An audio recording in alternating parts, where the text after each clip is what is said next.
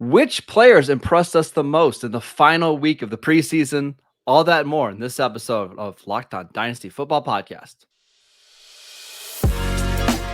You are Locked On Dynasty Football, part of the Locked On Podcast Network. Here are your hosts, Marcus Mosher and Kate Magdziuk.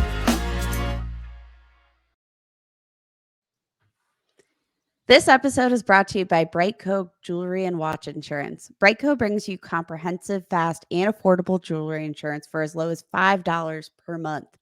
Check out your special offer for Locked On listeners and get covered in under 2 minutes at bright.co. That's co/locked on. That's bright.co/locked on. Welcome into the Locked On Dynasty Football Podcast, everybody. I am Kate Magdziuk of DraftKings Nation, joined as always by my co-host Marcus Mosher, who you could follow all of his work over at USA Today, and of course on Twitter at Marcus_Mosher. We are officially a wrap, Marcus, on the NFL preseason, and we've got lots of takeaways, especially for our dynasty rosters. Before we hit that one, we've got to digest all of this action in our tummies. I've got 9 players that I want to talk about today who, impressed me just for some different reason in the final week of the preseason. And we're going to get to all that, but we've got some kind of big news that we have to talk about first, which is really, really tough. We learned yesterday afternoon that Washington Commanders running back Brian Robinson was shot multiple times in the leg after a armed robbery attempt. Washington says that he's in stable condition. I saw that they had a statement yesterday they put out that they believe he's going to be able to make a full recovery. Okay, this is just an absolute bummer because for a million different reasons, but because Brian Robinson was kind of an emerging star in Washington, and we thoughts and prayers with him to make a speedy recovery. I mean, literally just probably an hour before we started seeing reports that this had happened, we were seeing reports, buzz that Brian Robinson was expected to be named the starting running back for the Washington Commanders. So just really tough blow. How are you? Obviously, this is not necessarily the takeaway. We don't have to dive too far into what this means for Antonio Gibson, but obviously, there are still a ton of question marks. Antonio Gibson has been capable of scoring fantasy points. Are you using this opportunity to trade for Antonio Gibson, or what are you doing at this point? We were kind of out on Antonio Gibson anyways. I think Washington's going to find a way to kind of cobble together the backfield until Brian Robinson can return. Unless, again, we hope that he returns as soon as possible because he was a lot of fun to watch in the preseason. But no, probably not, because I think this is more of an indictment on Gibson, right, who was playing on kickoff returns and was playing on special teams. I just was fumbling. I think Washington is just soured on him a little bit. So no, I'm probably not making any kind of drastic move after the Robinson news. That's totally fair. And I mean, in general, we saw, solid things from Antonio Gibson. I'm not going to knock him for that. Last year had 5 games with 20 or more fantasy points. That's great. He's been solid, but hasn't necessarily been, I think, as multifaceted as the Washington Commanders were hoping when they drafted this former converted wide receiver. So kind of just in a holding pattern there, though. If you're in a win now mode, he's probably going to help, especially early in the season, I would assume. This is just tough news. It's really hard to talk about because you and I have been such big Brian Robinson fans, and it's just so devastating for Washington. So it's just tough, Kate. Yeah, we're wishing him a full recovery, but we're rooting for you, bud. Yes, I think the entire NFL is rooting for Brian Robinson. It's a cool story to have him as a 3rd round pick, kind of win that job, kind of a no nonsense runner. I think he's going to get back to the student rather back to the field rather quickly, and surprise us all with his play. All right, let's talk about some other players that we saw in week 3 of the preseason that kind of stood out to us. Let's start with a couple quarterbacks, Kate. Malik Willis. You and I liked Willis a little bit coming out of Liberty. We were worried a little bit about how far away he was as a player, like from being able to be productive on the field. But from what I've seen, not only in this preseason game, but just in general, I think whenever he does play, he's going to be somebody that racks up a bunch of fantasy points. His legs are incredible and his athleticism is great. And I don't know if he's all that far away as a passer either.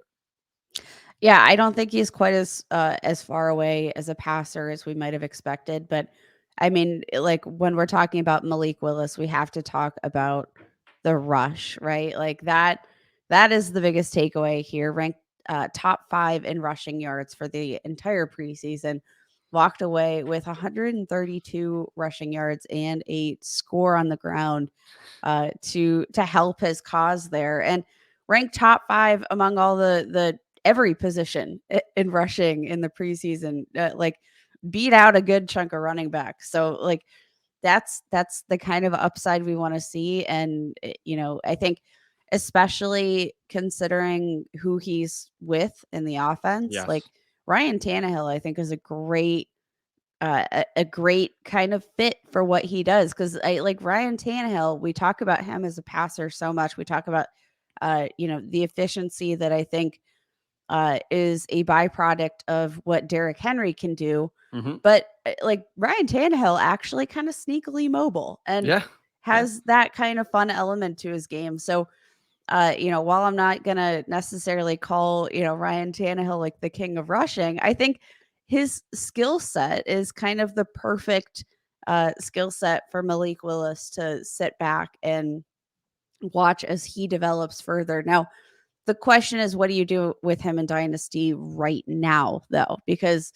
it could be a while before he actually sees real action. Trading for him right now. Because when the Titans initially drafted Willis, I thought, man, this is probably 2 or 3 years away. I don't think so. I think there's a chance he's an opening day starter in 2023. And I wouldn't be shocked if he starts games this year. Okay? Like at some point, Tennessee's offense is just going to need somebody that's a little bit more dynamic, right? Because I don't love the receivers. I think they're going to need somebody that can, run the ball 12 times a game if they need to. I think Willis is somebody that you buy right now, especially in super flex leagues and 2 QB leagues, because I think he's going to have value at worst by week 1 of next year.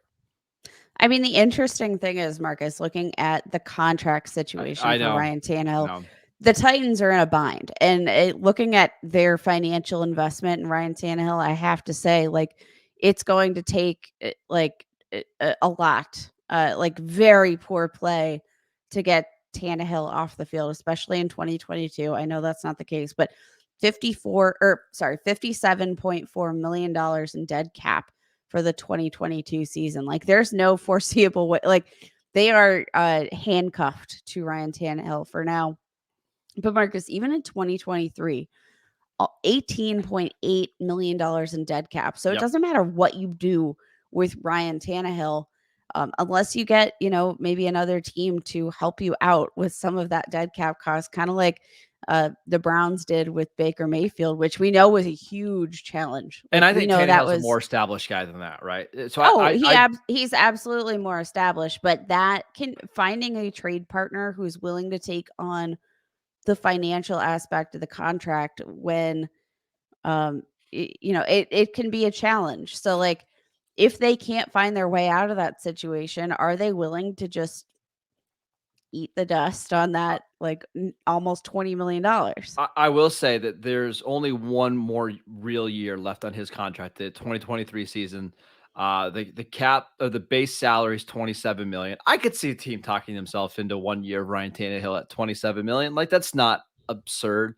Plus the Colts, the Titans, they're about $17 million in the hole already in next year's cap. They could cut Tannehill, get back under that salary cap number and be fine. I've got a feeling that's probably what's going to happen. But in the meantime, they would save, almost $18 million, That's why it's not gonna having yep. that. But at the same point, you still have almost $19 million in dead cap. Like you save plenty of money, but my God, like that is a lot of money, Marcus. Yep. That is a lot of moolah. But I just have a feeling at this time next year, they're going to want to get a little bit younger, a little bit more dynamic. Ryan Tannehill will be 35 years old at that What point. are you willing to trade for Malik Willis right now in a super flex? Second round pick. Okay. Maybe a late first, maybe. Okay. Maybe. It depends. Who would you rather have in a super flex, Dameon Pierce or Malik Willis? Malik. Now. Oh, Pierre. Well, there you go. That changes my Dameon Pierce. All right. We've got several more players that we need to talk about before we head out of here. But before we do that, I want to tell you guys about Brightco. Brightco is absolutely fantastic. Quick story. I had a friend that was going to propose to the then girlfriend at the top of a Ferris wheel, dropped the ring, it went straight down into the machine, could never find it. Yeah, rough.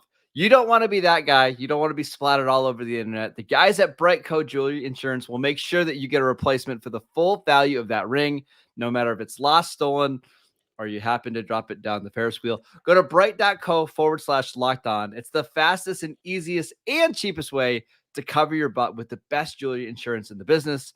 These guys at Brightco are absolute geniuses. They've made buying insurance for your engagement ring or your watch or whatever so freaking easy. It only takes 2 minutes to get covered from your cell phone.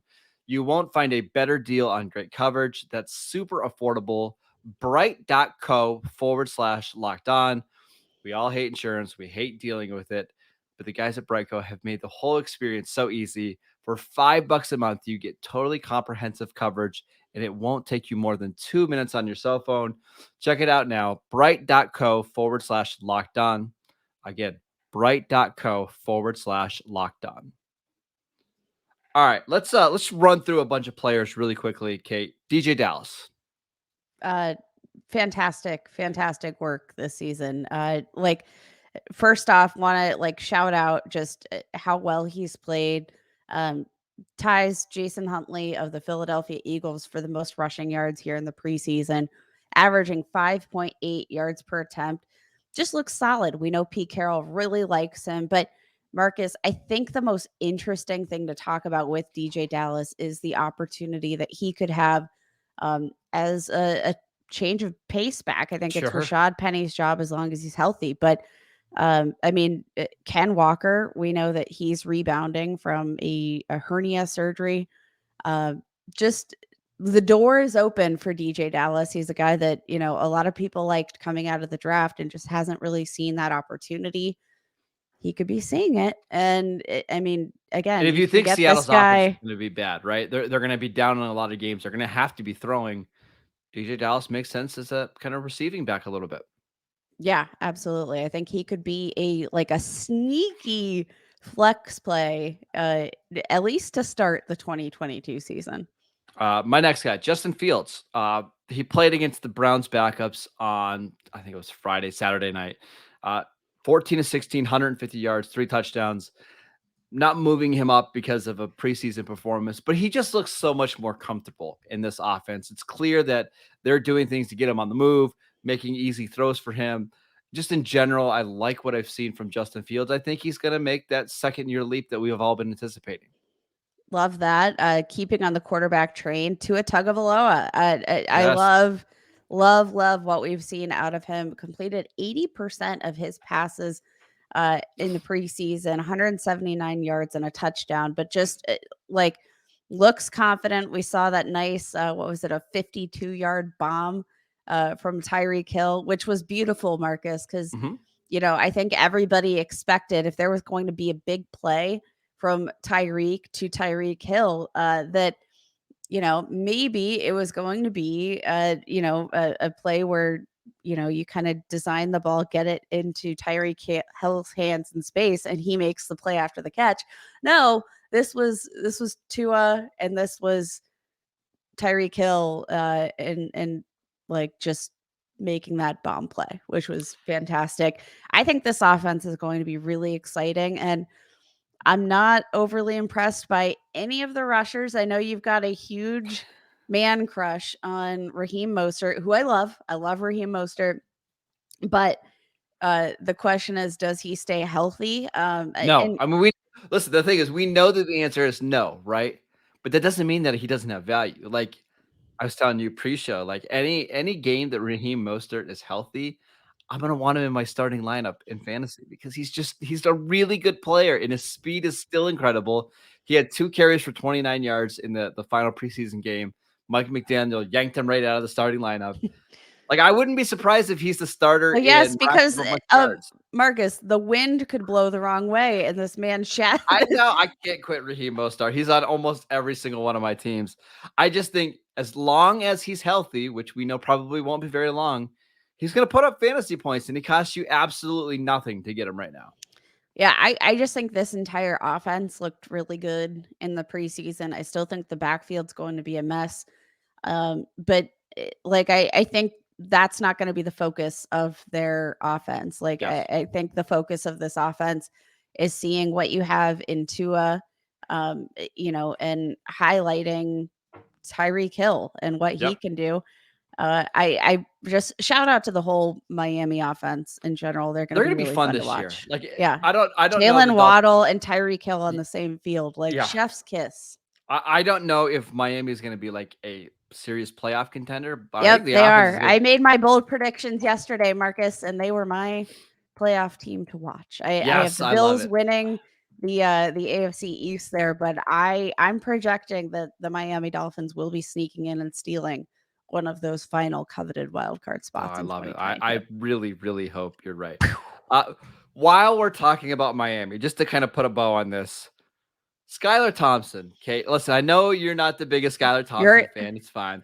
Every bow of yours is Skyler Thompson shaped. I don't know. Hold on. You love Skyler Thompson. Let me just read the numbers to you, show you how ridiculous. Because if it was your precious Kenny Pickett, we'd be all over this right now.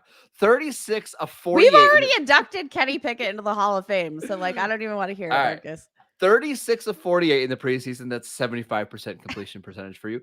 450 passing yards, 9.4 yards per attempt, 5 touchdowns, 0 interceptions.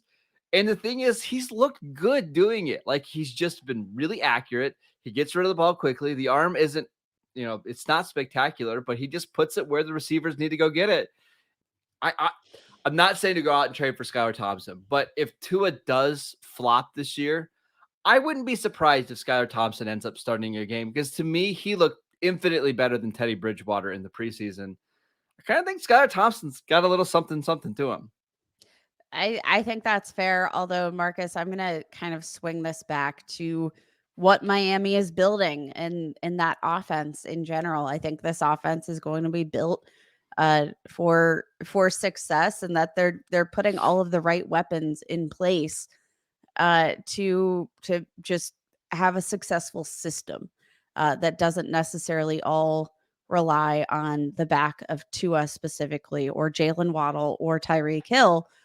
I think the system they are building is the thing that I want to applaud. But yes, Skyler Thompson had a great preseason. I'm gonna have a really snarky Skyler Thompson. Are you as soon as we get off here? By the way, okay. What are you trading for Skyler Thompson right now? Nothing. I'm just, he's on my like waiver wire speed dial. Like the moment I was gonna say, what is his roster chip percentage in sleeper? I'm not sure. We can go to break real quick, and I'll come back and let y'all know if anybody's rostering Skyler Thompson and just see if the people that have the name Marcus Mosher on there, because it might be me. I'm gonna guarantee that they do. All right, let's tell you about Prize Picks and why I absolutely love them. All you have to do is pick 2 to 5 players, and they score more or less than their Prize Picks projections. You win. You can win up to 10 times your money on any entry. I just want to say I've made a killing off of Skyler Thompson in the preseason, because his point total has been like 3.5 every game, and he goes way, way over, because of course he does. No competing against other people. It's just you versus the projections available. Prize Picks offers projections on any sport that you watch. That includes, are you ready? NFL, NBA, MLB, NHL, PGA, college football, men's college basketball, women's college basketball, soccer, WNBA, esports, NASCAR, tennis, MMA, boxing, disc golf, Euro basketball, cricket, and more. Entries can be made in 60. Yeah, cricket. You can bet on. Entries can be made in 60 seconds or less, and it's that easy. They have safe and fast withdrawals. Currently operational in over 30 states and Canada. Download the PrizePick app or go to PrizePick.com to sign up and play daily fantasy sports. First-time users can receive a 100% instant deposit match up to $100 with the promo code Locked On. If you deposit $100, PrizePick is going to give you $100. If you deposit $50, they'll give you $50. Don't forget to use promo code Locked On and sign up for an instant deposit match up to $100. All right, Kate, what's the Skyler Thompson sleeper percentage? 0% roster. So, hey, shout out to Skyler Thompson. Yeah, he's apparently available in your leagues. So I don't want to hear any of that. Not in my league. No, in none of your leagues is he rostered. 0%. I'm just saying the first game that Tua has like 0 touchdowns and 2 interceptions, we're going to be jumping on here. I'm going to say, listen, get ready to promotion commotion. Skyler Thompson. All right, let's get to some other players really quickly. Sam Howell. He played the entire game for the Commanders this weekend. Looked fine. Continues to be a really good rusher. I haven't been overly impressed with him, but I haven't been overly impressed with Carson Wentz either. I think there's a good chance that Howell starts a few games this season. I mean, I wouldn't be surprised. I think that, the interesting thing about Sam Howell and the reason why they might want to get Sam Howell on the field sooner rather than later is that if this team is going to be in contention for one of these top 5 picks, which I'm not sure where they're at in terms of their roster build right now, honestly, I think they're kind of a wild card, but for where they're at in their build right now, they could be in contention for one of those top 5 picks. And we know that there are a couple of quarterbacks to watch in this upcoming draft class. So I think you want to see, did we get a steal for Sam Howell? Which, yes, I think you did. I mean, even if he just becomes a backup, it's a steal, right? As a 5th round pick? As a 5th round pick, absolutely. I mean, Jordan Love, we saw him go in the 1st round to be the best best backup in the league between those two in the preseason. No, and I mean, I think Sam Howell has looked like a quarterback that does not look like a 5th round pick whatsoever. He's played super well. I think he looks calm. I don't think he looks like a terrified rookie there. I think he looks like a guy, and I think we've seen, enough confidence out of him that, for where Carson Wentz is at in his career and the chances he's slowly missing out on and picking off, there's absolutely a foreseeable future where Sam Howell wins that job. And they need to see if he can win that job. They need to see what you have out of this guy. Because imagine he was a potential candidate to be drafted in the 1st round, Marcus. Yep. There was real conjecture there that he could go in the 1st. Can't understand how he fell to the 5th. But for all of that conjecture, what if you get Sam Howell with that 1st round pedigree in the 5th? You're not going to want to waste your top 5 pick on another quarterback if you can get really good play out of Sam Howell. So I think there's absolutely a chance he sees the field quite soon, actually. I would put the over-under at week 10. Yeah, that's funny. I was thinking week 11 is probably going to be when he starts his first game. Oh, and we also know Carson Wentz isn't the most durable quarterback in the world either. Missed time last year with ankle injuries. He's had multiple injuries before, knee injury. So we'll see. Really quickly, 3 other players. Najee Harris, your beloved Najee Harris. A little update on his foot. They came out. I say they. Najee Harris came out yesterday with the announcement that he had been managing a sprained Liz Frank. Just FYI, this has been something he's been dealing with all throughout training camp. He missed 4 weeks now. I think somebody said it's been and that's typically 4 weeks. Typically a 4 to 6 week injury. So he's back in the field. I would expect we've got 2 weeks until they play their first game. I would expect him to be at 100% or close to that by week 1. Yeah, I think that's absolutely fair. And we're not not necessarily looking at this situation, I think in how this could affect his play, because I think he should be healthy. They've been giving him lots of rest.